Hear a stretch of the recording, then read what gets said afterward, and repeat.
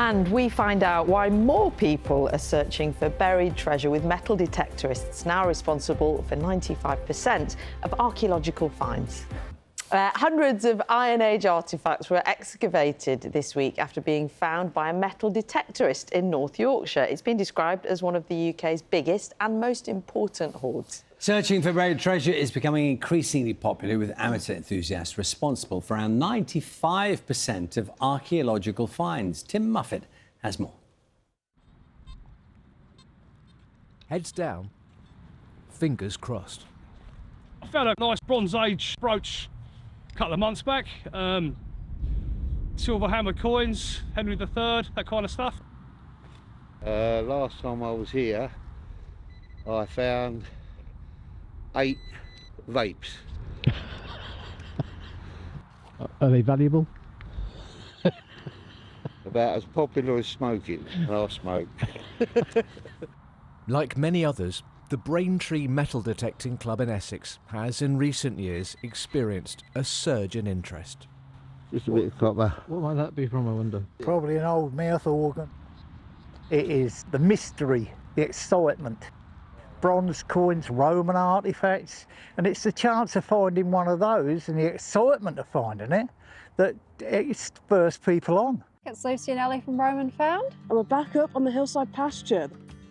Lucy and Ellie from Lincolnshire are amongst those bringing metal detecting to a younger crowd. Wow. Oh, made the dig. Woohoo! But if a detectorist does find something significant, what then? Well, in England, Wales and Northern Ireland, it depends on whether it's classed as treasure. If so, it has to be reported and a museum given the first opportunity to buy it. And 2 years ago, the definition of treasure changed.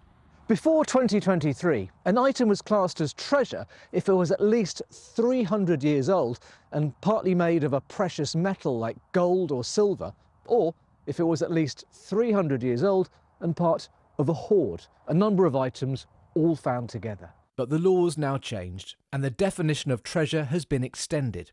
It includes items that are at least 200 years old, partially made of any metal, and which offer an exceptional insight into national or regional history. I imagine it would be quite expensive, but at the moment we have no idea.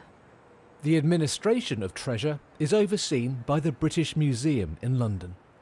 Wendy, what do we have here and why is it important? This is a penny of Guthrum, leader of the Viking Great Army. He settled in East Anglia in the 860s. And he then went on to try and conquer England. Had it not been for those rule changes, you might not have this. No, this coin is only going to a museum because of the changes to the Treasure Act. Normally, coins like this would just disappear off, and they often end up in private collections, never to be seen again by the public.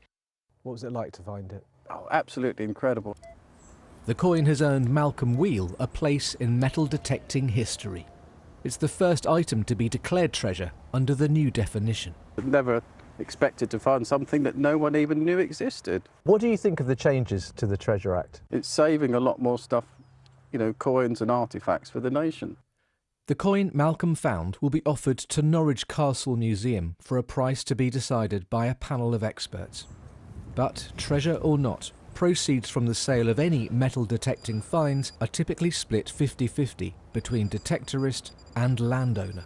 Not that Malcolm's in it for the money. How can you put a price on history? I mean, metal detecting for me is a form of time travel. Little pewter button, 1800s. To find something in the ground that hasn't been touched for 1200 years, 1000 years, 100 years, it's just an amazing feeling. The British Museum's latest Portable Antiquities Scheme report shows a record number of objects being found and logged, almost 75,000 in 2023. This is a Middle Bronze Age hoard that's 3,300 years old, used to make jewellery. It was found last year and it was by a metal detectorist and it was found in Wiltshire. Over 95% of these finds are made by metal detector users. We think increasingly people know there's a legal obligation for treasure finds, but it's also important for our archaeology and our history to report non-treasure finds. And so we're seeing more and more material come to light in that way. Often a solitary experience, metal detecting boomed during lockdown The TV show Detectorists has also raised its profile. What you got?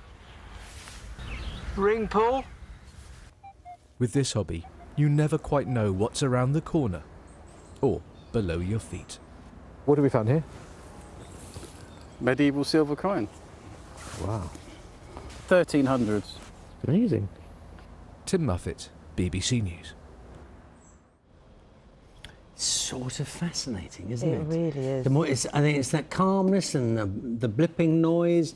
And then it was Malcolm who found the coin that was from the 860s. Yeah. So that is really, really ancient. And it must, well, The eternal obviously, quest. it makes you think about people hundreds of years ago and that coin in their hand, that link with history. Maybe it's decent weather for those, Matt, who want to go out and spend the day outdoors looking for stuff. What do you think? There'll be some pretty decent weather, in fact, over the next few days.